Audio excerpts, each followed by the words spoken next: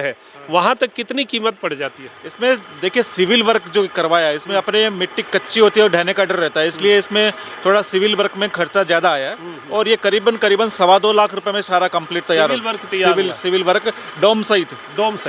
तो भाई साहब, सिविल वर्क को अगर छोड़ें, अगर सिविल वर्क, क्योंकि एक आम आदमी अपने हिसाब से इसको तैयार कर सकता है, सिविल वर्क को छोड़ दें तो ऊपर का जो सिस्टम है, जैसे एक मोटर हो गई, पाइप हो गया, ये ऊपर डोम हो गया, उधर भी मोटर हो गई, पाइप हो गया, ये लगभग खर्चा कितने का पड़ जाता है? ये करीब 75-80 हज़ार रुपये का टोटल खर्चा है। टोटल खर्चा आता है। तो आप अगर गौशाला से हैं या घर में आपकी डेयरी है तो आप इस सिस्टम को फ़ायदा ले सकते हैं। इसका फ़ायदा क्या है? 3 फ़ायदे हैं। पहला फ़ायदा, इसकी गैस से घर का चूल्हा या फिर गायों के लिए आप कोई भी भट्टी वगैरह है वो चला सकते हैं। आप चला रहे हैं जी, तो ये एक पहला उदाहरण। दूसरा, इसके पाइप से आप गैस से जनरेटर चला सकते हैं। आप जनरेटर के पास चलते हैं। वैसे आप देखिए, मैं बात नवाचारों की कर रहा हूँ और प्रैक्टिकल बात कर रहे हैं हम। जो प्रैक्टिकल चल रहा है उसकी बात करें। हवा में बातें तो बहुत होती हैं, किताबों में बातें बहुत होती हैं। ये जनरेटर है आज 5 kV का, 5 किलोवाट का जनरेटर, यानी 1-1 टन की 5 AC चल सकती हैं। ये टन से आप ऐसा समझे।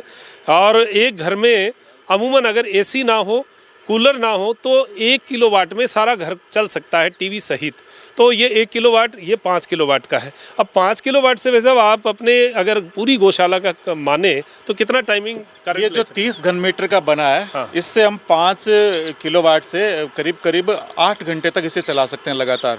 अच्छा, 8 घंटे बिजली दे देगा? बिजली उत्पादन 8 घंटे तक लगातार चला सकते हैं। और कम से कम रोज का ये माने कि जो गौशाला का बिजली का बिल है वो महीने का 5 से 8 हज़ार रुपए तक कम हो सकता है इससे। अच्छा, अभी कितना बिल आ रहा है? अभी वैसे हमारे ज्यादातर सोलर पे चला हुआ है, हाँ, लेकिन अलग-अलग सारे 3-4 सोलर लगे हुए हैं, हाँ। लेकिन फिर भी 8-10 हज़ार का बिल आता है जी। तो आप उसको, आपका टारगेट है कि वो इतना रुपए कम हो जाए। और जो हमारा ये पास में ट्यूबवेल है, उस ट्यूबवेल को जो अभी कोहरे की वजह से सोलर पे है, कोहरे की वजह से दिक्कत होती है चलाने में, तो वो चले हमारा।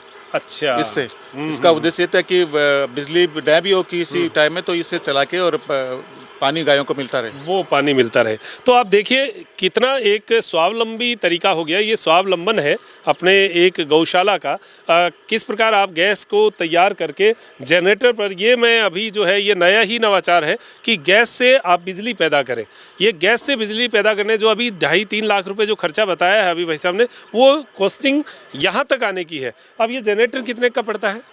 ये करीब 85 हज़ार रुपये का है, लेकिन इसमें अब नई टेक्नोलॉजी भी आ गई है। अभी जो इसमें जुगाड़ भी बना सकते हैं, जो पेट्रोल के पुराने होंडा के पंप है, उसमें गैस किट लगा के इसे बनाया जा सकता है और कम कॉस्ट हो सकती है इसकी। हाँ, जो छोटे जनरेटर हैं उसे और कम कॉस्ट की जा सकती है, लेकिन ये 80 हज़ार रुपये का आता है लगभग। तो ये जनरेटर जो है ये थोड़ा अच्छी क्वालिटी का है, तो बड़ा है, तो इसको आप यूज़ ले सकते हैं।